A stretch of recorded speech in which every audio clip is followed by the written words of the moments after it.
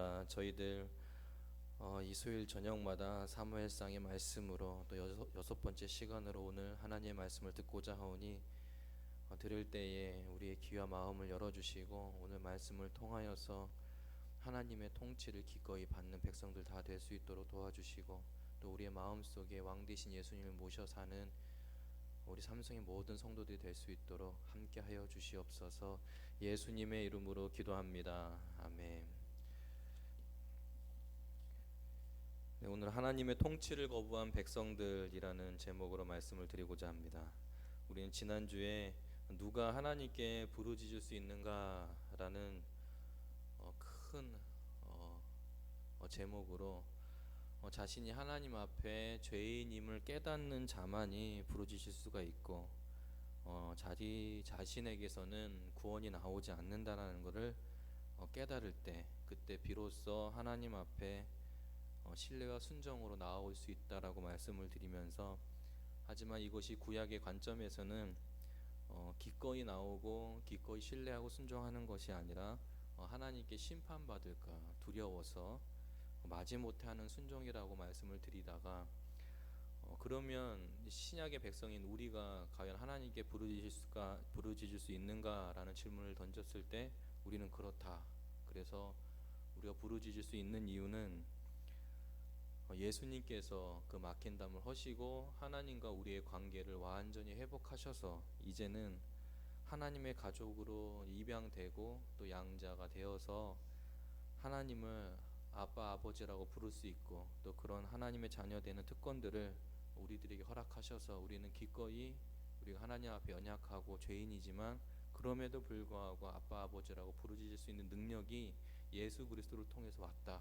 이것이 구약의 성도와 그리고 신약의 성도의 차이다라고 하면서 지난주에 말씀을 드렸습니다. 이제 시간이 많이 흘렀습니다. 그리고 그렇게 젊었던 사무엘도 오늘 8장 1절에 보니까 많이 늙었어요.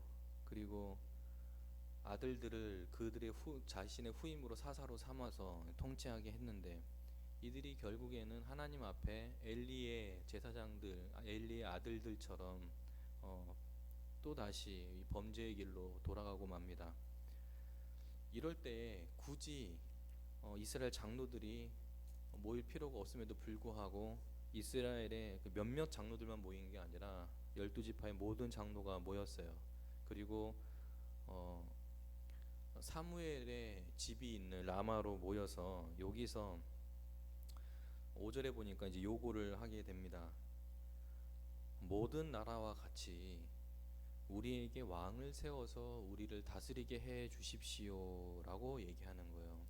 그런데 5절 서두에 그 이유가 무엇이냐라고 물었더니 당신이 늙었고 당신의 아들들이 당신과 같이 공의롭고 정의롭게 사사의 일을 잘 감당하는 것이 아니라 뇌물을 받으면 그 판결이 안으로 굽게 되니까 이제는 당신도 필요 없고 당신의 아들들도 우리를 다스릴 이유가 없다. 오히려 다른 나라들과 같이 왕을 우리에게 세워주셔서 그 왕이 우리를 다스리면 좋겠다라고 요구하는 것입니다. 그런데 이것은 어떻게 보면 진짜 이유는 아닙니다. 그들의 진짜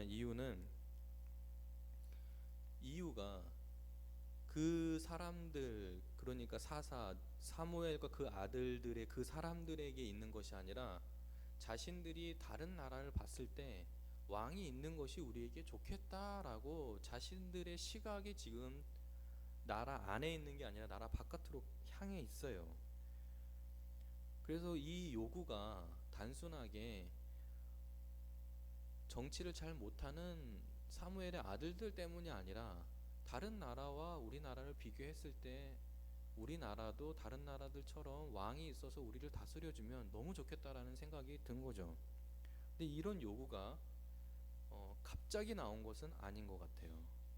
사무엘이 늙어가고 사사였던 아들들이 판결을 굽게 하면서 그런 생각들이 점점 쌓였겠죠.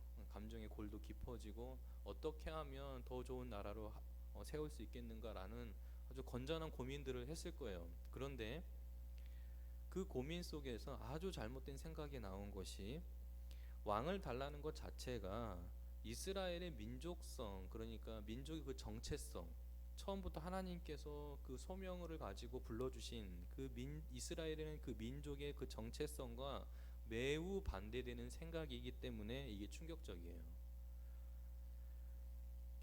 출애굽기 19장 5절과 6절에서 하나님께서 뭐라고 말씀하셨냐면, 세계가 다 내게 속하였나니 너희가 내 말을 잘 듣고 내 언약을 지키면 너희는 모든 민족 중에서 내 소유가 되고 너희가 내게 대하여 제사장 나라가 되며 거룩한 백성이 되리라 라고 말씀하셨어요.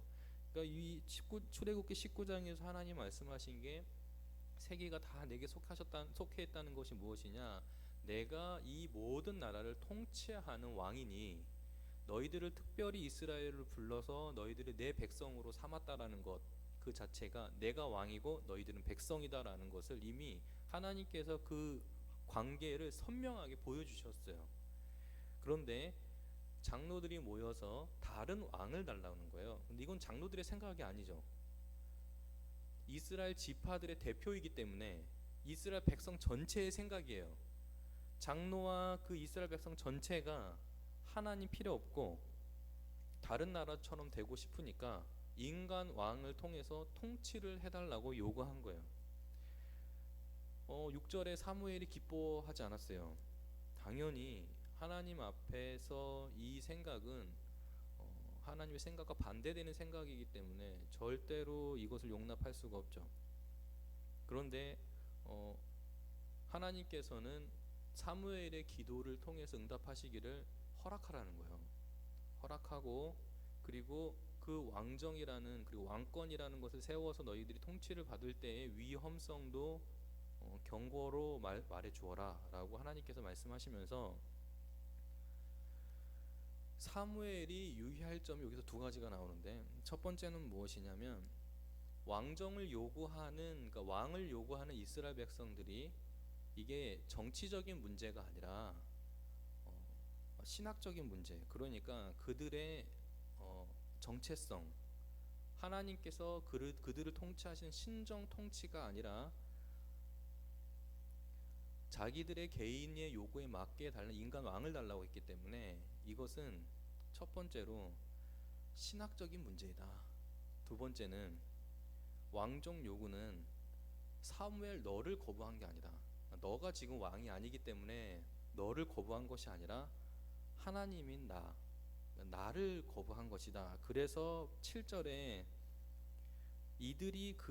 이는 그들이 너를 버림이 아니요 나를 버려 자기들의 왕이 되지 못하게 하려고 하나님을 버린 거예요.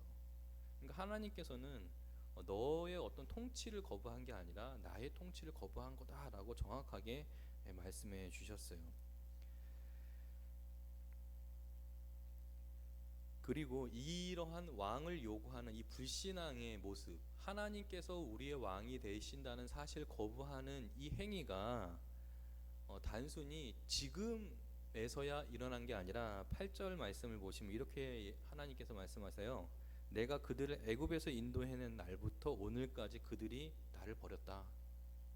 그러니까 하나님께서는 지금 이 사람들이 나를 버린 게 아니라 출애굽할 때부터 이들은 나를 거부하고 있었다는 거죠. 근데 지금 끝까지 하나님께서 왕이 되어주시고 인도자가 되어주셔서 사무엘 이때까지, 이제 왕권이 세워지기 직전까지 하나님께서 인도해 주셨어요. 그러니까 어제 오늘 일이 아니라 수백 년 전부터 이들이 나를 향하여서 살아왔던 삶의 방식이 자신들의 생각이 조금 토라질 때, 하나님이 별로 필요가 없어질 정도로 평안해질 때 자신들을 버리는, 하나님을 버리는 이런 행위들은 이미 오래전부터 있었다는 것이죠.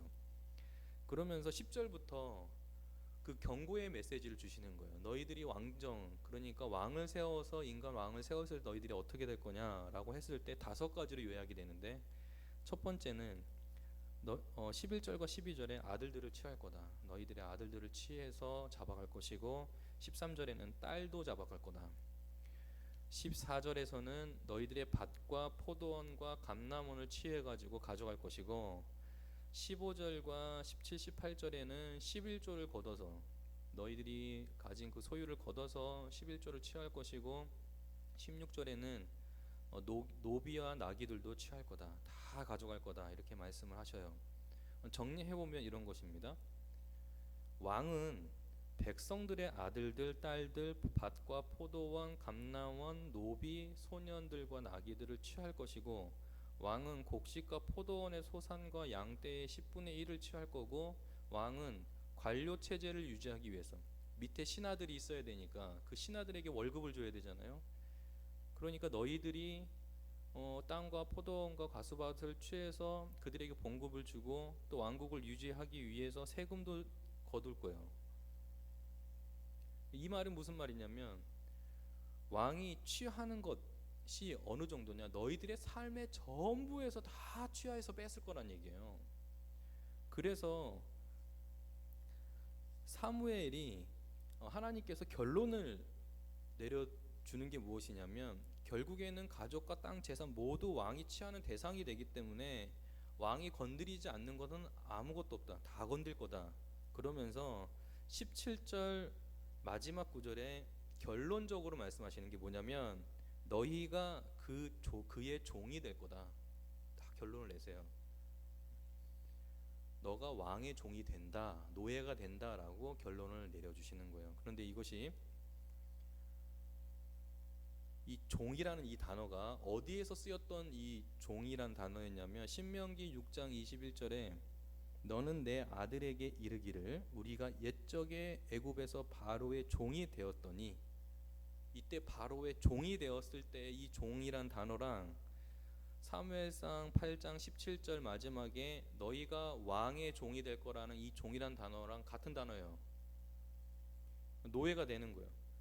결국 왕들이 지금 취하는 방식이 당시 너희가 애굽의 방식과 똑같고, 그리고 왕을 요구하는 것은 하나님 아래서 자유를 누리는 것보다 인간 아래서 종노릇을 하겠다라고 택하는 것과 똑같다는 거야.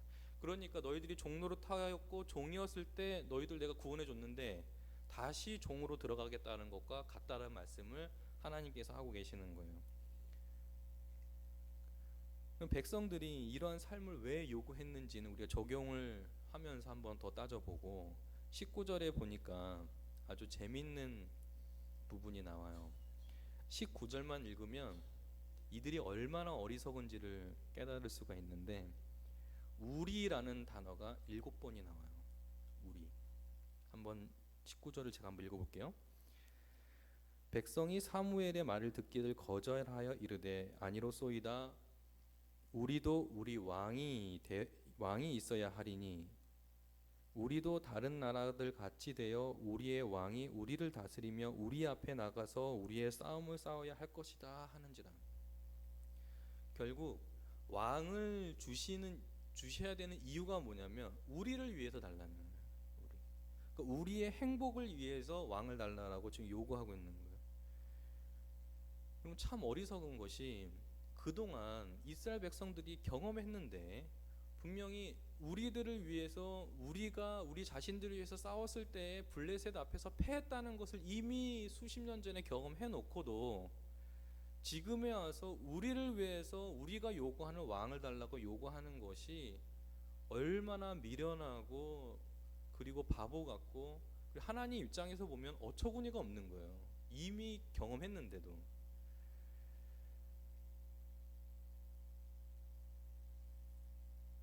여기서 우리 왕이 우리를 다스리며 라고 할 때 이 다스리다라는 단어가 히브리어로 샤파트거든요. 근데 이 단어를 제가 왜 일부 말씀을 드리냐면, 이 단어가 이스라엘에게 전에는 왕이 없었다라는 뜻인데, 왕이 우리를 다스리며 라고 했을 때 이 다스리다는 이 단어가 이미 7장 15절, 우리가 앞장에서 이미 봤던 구절이 있어요. 7장 15절, 16절, 17절에 세 구절에 걸쳐서 다스린다라는 이 샤파트라는 단어를 계속 쓰고 있어요. 7장 15절 보시면 사무엘이 사는 날 동안에 이스라엘을 다스렸으되 해마다 베델과 길갈과 미스바로 순회하여 그 모든 곳에서 이스라엘을 다스렸고, 라마로 돌아왔을 때 이는 거기에 자기 집이 있었음이라 거기서도 이스라엘을 다스렸으며.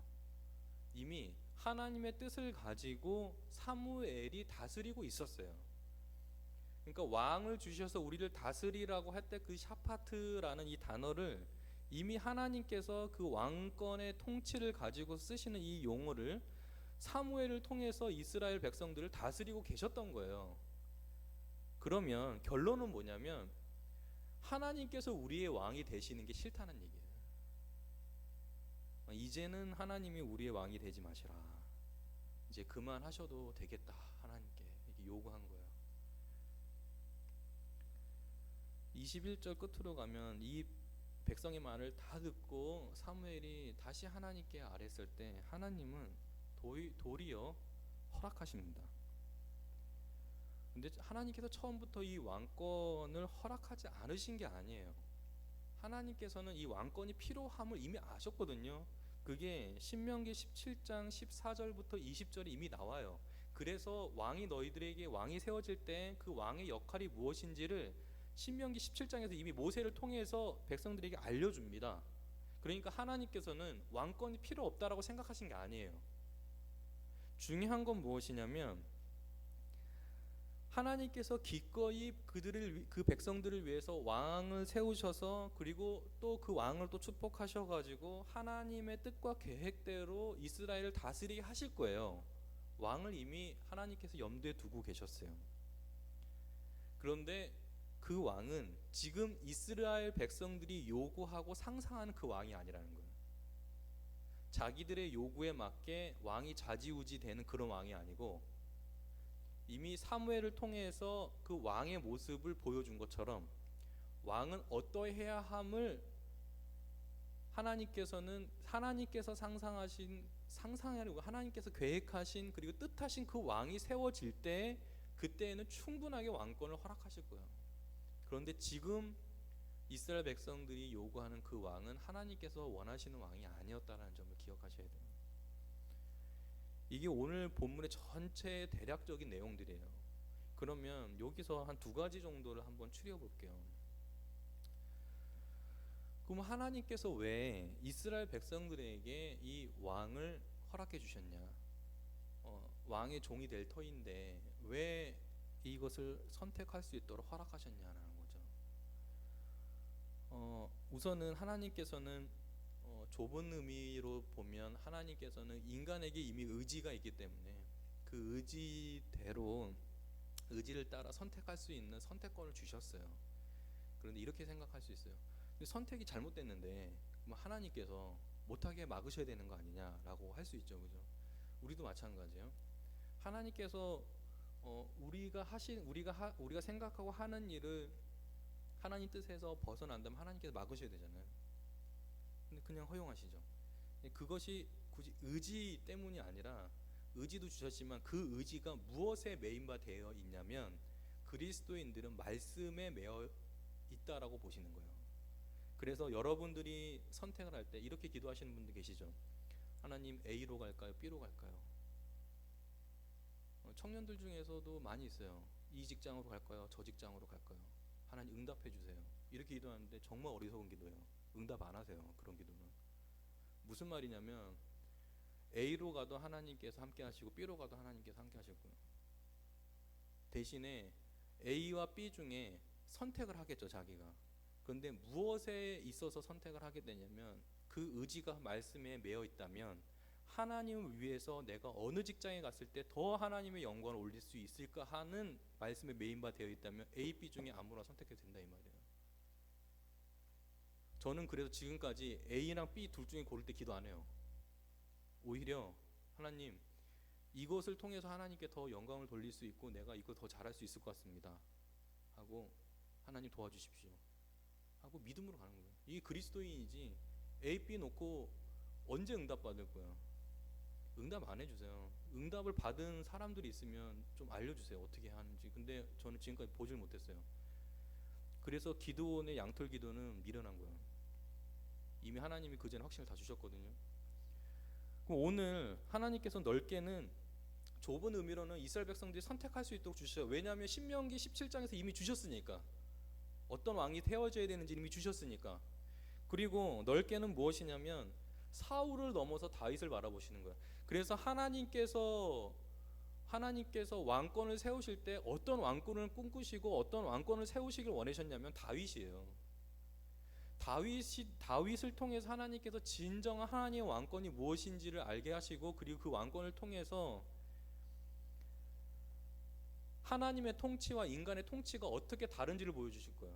그런데 지금 이스라엘 백성들이 자신의 요구의 입맛에 맞게 왕을 달라고 했기 때문에 하나님은 다윗 왕권을 준비하시면서 그들에게 주신 거예요. 그러니까 저자의 의도는 거기에 있는 거예요.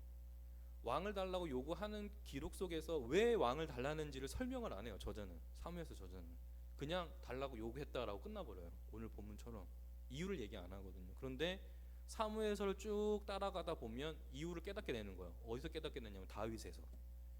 하나님께서 이러한 왕을 원하셨구나라는 것을 다윗에서 깨닫게 되는 거예요. 이유 없이 그냥 깨달아요. 근데 이것을 우리가 구약에서 관점에 봐서 예수님께로 향할 수 있느냐라는 거죠. 저는 사무엘서가 굉장히 구약 성경에 중요한 부분이라고 생각하는 게 왜 그러냐면, 하나님 나라의 그 통치가 다윗 왕권에서 아주 그림자처럼 비춰지거든요. 예수 그리스도의 통치가 비춰진단 말이에요. 그러면 이것을 그럼 어떻게 볼 것이냐라는 것이죠. 근데 요한복음에서 이미 빌라도와 예수님의 그 법정 대화에서 이미 얘기를 해요. 요한복음 18장 33절하고 그 본문 그 문맥 단락을 보면 33절과 37절만 제가 읽어드릴 텐데요. 이에 빌라도가 다시 관정에 들어가 예수를 불러 이르되 내가 유대인의 왕이냐라고 물어요. 예수님 대답 안 하시다가 37절에서 빌라도가 이르되 내가 왕이 아니냐, 왕 맞지? 라고 묻는 거예요. 그때 예수님께서 대답하시되 내가 왕이니라, 이 말씀하세요. 자신이 왕이라고 말씀하셨어요. 그리고 예수님께서 십자가에 못 박혀 돌아가실 때에 예수님 그 십자가 위에 그 죄패의 명도 유대인의 왕이에요. 왕으로 오셨어요. 그러면 이것이 진짜 확실하냐는 것이죠. 그런데 사도 바울이 비시디아 안독에서 그 회당에 들어가서 안식일날 설교할 때 구약 성경을 단 7절로 요약을 합니다. 다 읽지는 못하겠고 사도행전 13장 17절부터 23절을 읽으시면 돼요. 제가 21절부터 23절을 읽어드릴게요. 이게 오늘 사무엘상 8장 본문이에요. 사도행전 13장 21절에 그 후에 그들이 왕을 구하거늘 하나님이 베냐민 지파 사람 기스의 아들 사울을 10년간 주셨다가 패하시고 다윗을 왕으로 세우시고 증언하여 이르시되 내가 이새의 아들 다윗을 만나니 내 마음에 맞는 사람이라 내 뜻을 다 이루리라 하시더니 하나님의 약속대로 이 사람의 후손에서, 이 사람은 다윗입니다. 다윗의 후손에서 이스라엘을 위하여 구주를 세우셨으니 곧 예수라. 그러니까 사도 바울도 이 왕권이라는 이 주심을 통해서 결국 사도 바울이 바라본 것은 무엇이냐면 그 통치하는 그 통치가 예수 그리스도의 통치로 나아가야 된다라고 분명히 알려주는 거예요. 그러면 이 구약에 지금 사무엘상에 기록된 백성들은 하나님을 왕으로 섬기고 살아야 된다면 지금 신약 시대에 우리는 예수 그리스도를 왕으로 섬기잖아요, 그죠? 그러면 그대로 아주 직설적으로 적용하면 이렇게 되는 거예요. 예수 그리스도를 왕으로 모신 백성들이에요, 우리가. 그러면 그분의 통치를 받고 그분의 뜻을 따라 사는 예수 백성이죠. 그리스도의 백성이에요. 그런데 이스라엘 백성들처럼 분명히 왕이 계신데 우리는 다른 왕을 요구하고 있지는 않은지를 확인해 보셔야 돼요. 예수 그리스도께서 이미 왕이 되시고 우리를 친히 인도하실 텐데 그 왕을 의심하는 거예요. 예수님이 왕이신데 그 왕을 섬기는 우리가 왕 같은 제사장이라고 베드로가 이미 이야기하고, 그리고 그 덕을 선전하는 그리스도인을 우리를 불러주셨는데 그 일에 우리가 헌신하냐, 이것이죠. 왕의 백성들은 왕의 뜻을 따라서 사는 사람들이에요. 똑같아요. 왕은 그대로 계세요. 삼위일체 하나님 그대로 계신데 사람도 그대로 있어요. 인간도 그대로 있어요. 바뀐 건 무엇이냐면 예수 그리스도께서 우리를 향하여 그 왕이신 하나님께서 해 주신 일들이에요. 그것이 구속 사역이에요. 이스라엘 백성들은 하나님 앞에서 가지고 있는 게 율법밖에 없어요. 정죄의 기능밖에 없기 때문에 모든 것이 다 하나님 앞에 심판 덩어리죠. 그런데 지난주에 이미 우리는 그것이 해결되었다라고 우리는 정의를 내렸기 때문에, 그러면 오늘 우리가 왕을, 하나님 예수 그리스도를 왕으로 섬길 때, 우리가 왕을 섬길 때 하나님께서 분명히 우리 심판하진 않으시지만 그럼에도 불구하고 깨닫게 하셔서 왕을 더 섬기라고 우리를 징계하실 수는 있으시겠죠. 그래서 첫 번째 우리가 생각해야 될 것은, 우리가 예수님을 왕으로 섬긴다고 하면서도 다른 왕을 찾고 있는 것은 아니냐라는 거예요. 두 번째는 이스라엘 백성들이 왜 왕을 요구했느냐예요. 그래서 성경 오늘 본문에서 드러나지 않은 게 뭐냐면, 이스라엘 백성들이 왕을 요구하는 그 저희가 뭐냐는 거예요. 속내는 뭐냐는 거예요. 왜 이들이 왕을 요구했나요?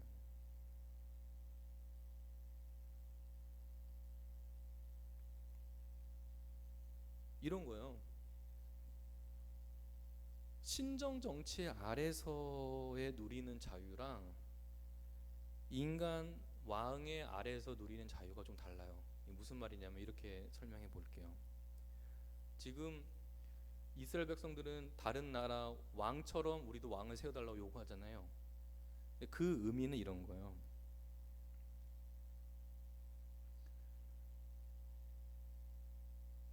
하나님 말고 인간 왕이 있으면 우리가 행복할 것 같다는 거예요.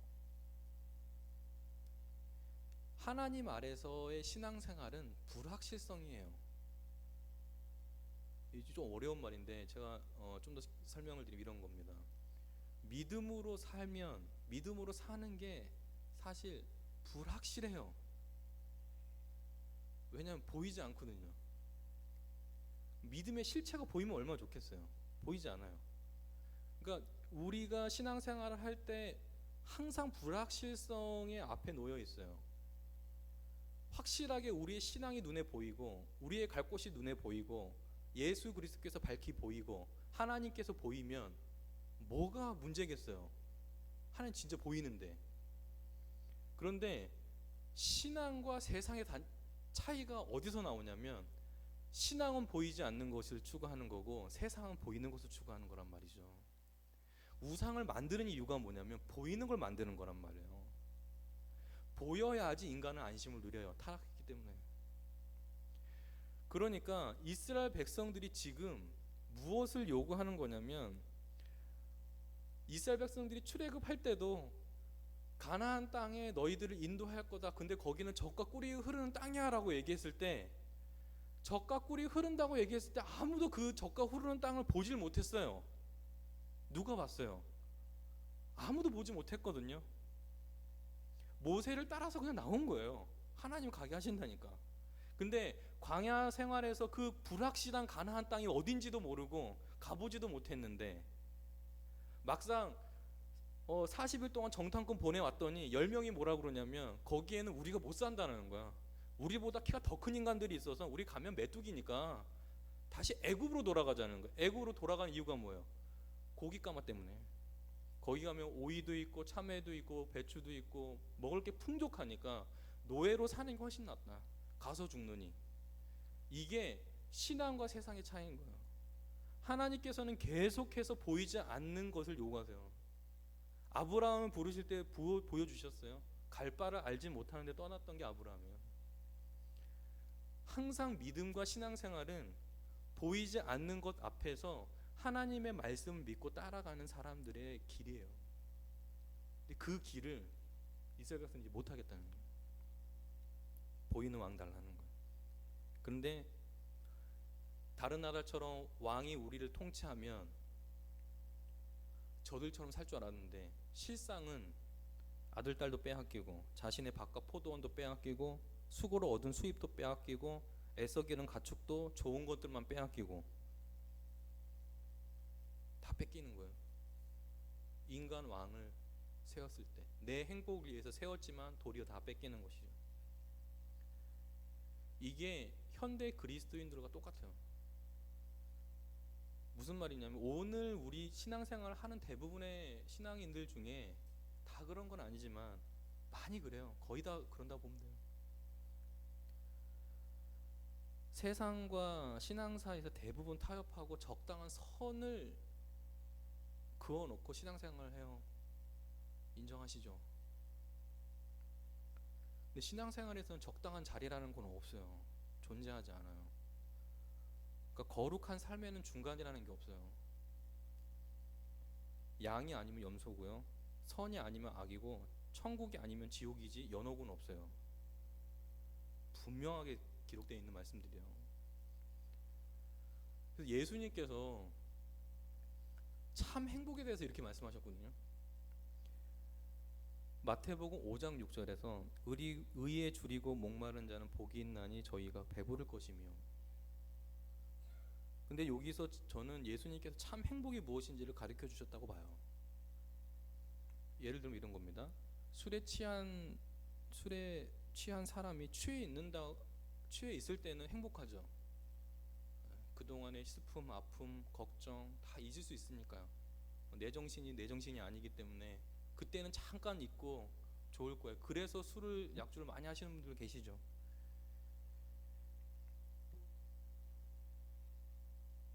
어떤 사람은 건강이 행복이라고 생각해요.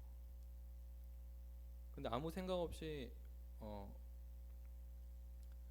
행복이 건강에 달려있다고 한다면 그 행복은 사실 잘못된 방향을 설정한 거예요. 건강이 행복일 수는 없어요. 그러니까 행복이라는 것은 어떤 것이든 뭐 소극적으로든 행복을 방해할 만한 요소가 없을 때 행복한 거거든요. 내가 지금 누리고 있는 행복을 방해할 수 없는 게 있을 때 행복한 거예요. 그런데 불행을 줄여보려고 아무리 노력해도 병이 있으면 행복하지 않죠. 행복하지 않아요. 내 손가락이 아프면 행복해요? 안 예쁜 것 같거든요.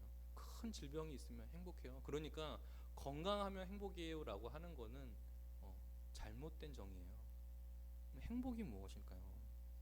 예수님께서 말씀하신 의에 줄이고 목마른 자는 복이 있나니 저희가 배부를 것이며. 바꿔 말해 이런 거예요. 행복에 줄이고 목마른 자는 행복하다고 말씀하지 않으신 거예요. 행복해지고 싶다라고 아무리 간청하고 간구해도 행복하려고 노력하고 그것을 목표로 삼은 사람은 절대로 행복하지 않다. 그러면 하나님께서는 어떤 사람이 행복하냐 하셨냐면 의를 추구하고 실제로 의가 생기고 의로운 사람만이 행복하다고 얘기하는 거예요. 그러니까 의에 줄이고 목마른 자는, 의 없이는 살 수 없는 사람, 의를 강구하는 사람, 그 사람이 복이 있다라고 얘기하는 거예요. 그러면 이 의가 뭐냐는 것이죠. 의.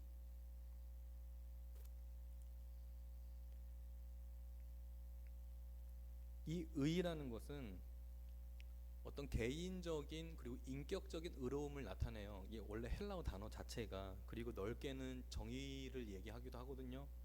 그러면 이렇게 정의 내릴 수 있어요.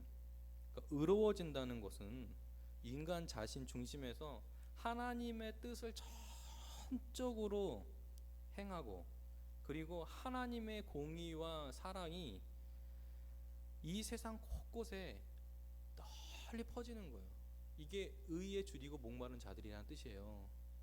그러면 이런 겁니다. 세상 불의 때문에 그들은 슬퍼하고 그 때문에 의의 본향, 그러니까 이 의로운 자들이, 그리고 이 의로움이 완전하게 머무는 곳이 어디냐? 천국이죠. 그 새하늘과 새 땅을 그리워하는 거예요. 그래서 결국에는 이 의에 목마르고 줄인 자들이 배를 채울 수 있는 데가 어디냐? 하나님의 통치가 이루어지는 천국이란 말이에요. 거기서 배부를 수 있어요. 이 세상에서는 배부를 수가 없어요. 그래서 의에 줄이고 목마른다라는 것은 무엇이냐면 성도님들이 하나님의 통치, 예수 그리스도의 통치가 이 세상에 가장 임하게 해달라고 그 갈망과 욕구예요. 이게 의에 줄이고 목마른 거예요. 그러면 그리스도인으로서 예수의 통치를 받는 사람들인 우리 백성이 그러면 가져야 될 갈망과 줄임은 무엇이냐? 예수 그리스도의 통치가 이 땅에, 이 대한민국의 이 삼성교회의 이 호원동의 의정부에 펼쳐지는 거예요. 그리고 그 일에 헌신하는 사람들인 거죠. 거기에 행복이 있는 거예요. 행복이. 무엇으로 추구해도 행복은 오지 않아요. 행복은 어디서 오느냐? 하나님의 그 통치, 예수 그리스도의 통치가 이 땅에 임할 때에 그때 행복이 오는 거예요. 우리가 신앙생활 아무리 잘해도 하나님께서 은혜를 주셔서, 큰 은혜를 주셔서 우리가 이렇게 사는 것이 너무 행복하다라고 주셔야지 그것이 행복한 거지. 아무리 신앙생활 잘하려고 해도 방해가 얼마나 많아요. 어려움이 얼마나 많아요. 내가 원하지 않은 고통들이 내게 오잖아요. 행복은 어떠한 존재가 있었을 때 행복이 아닌 거예요. 그리고 어떤 것이 나에게 채워졌을 때 그게 행복이 아닌 거예요. 행복은 어디에 있냐면 하나님께서 나를 다스려 주시고 나를 인도해 주시고 내가 갈 곳이 있다는 것을 정확하게 알려주시고, 그래서 언젠가는 거기에 도달했을 때 그 하나님의 통치가 정확하고 완벽하게 이루어진 그곳에 내가 참 행복을 누리겠다. 그 길에 우리가 서 있는 거예요. 하나님의 통치를 받는 사람들은 다른 왕을 구하지 않아요. 다른 행복을 구하지 않아요. 다른 것이 있었을 때 행복한 게 아니에요. 계신 그 하나님이 나와 함께 하심을 경험하고, 그 계신 하나님이 나를 향하여 말씀하여 주시고, 거기 계신 하나님이 내가 기도할 때 응답해 주실 때 거기서 행복을 느끼는 거예요. 거기서. 그리고 그 관계 속에서 내가 하나님의 통치를 누리며 사는 것이 참된 그리스도인들의 삶의 방식인 거죠. 그래서 끝으로 권면드리기는 이런 거예요. 하나님의 통치를 받는 사람들은 분명한 확신 속에 있어야 돼요. 다른 왕은 없다. 예수님만 나의 왕이 되신다. 그분이 나를 위해서 자신의 목숨 다 내어주시고 나의 참 왕이 되셨다. 그분의 통치를 따라서 살겠다. 그리고 고난이 오면 그리스도인이기 때문에 당연히 받아야 된다고 하였으니 받고, 기쁨이 오면 하나님께서 내게 내 마음 위로해 주시는 걸로 받고, 슬픔이 오면 그 슬픔을 따라서 애통하는 마음으로 주님께 기도하고 위로받고, 이러한 삶을 살다가 하나님 앞에 갔을 때 그 부족했던 모든 것들이 채워지는 걸 경험하는 거예요. 그것이 나그네 된 그리스도인의 삶의 방식이에요. 그래서 기쁘고 슬프고 어렵고 즐거움이 막 몰려올 때 모든 것이 다 무엇이냐? 하나님의 통치 가운데 있고, 단 한 번도 우리에게 좋지 않은 것도 주신 적 없고 분명히 나에게 주시는 것들을 다 채워주시는 그 하나님을 믿고 가는 거예요. 그리고 그 속에서 예수 그리스도께서 우리를 인도하심을 경험하는 것이죠. 그리고 끝날 우리가 하나님 배울 때 우리 이 세상에서 채워지지 못했던 것들 많을 거예요. 사랑도 많이 못 받고 물질적으로도 부족했고 형편이나 자녀들 모든 것들이 부족했어요. 하지만 주님 배울 때 다 채워질 거예요.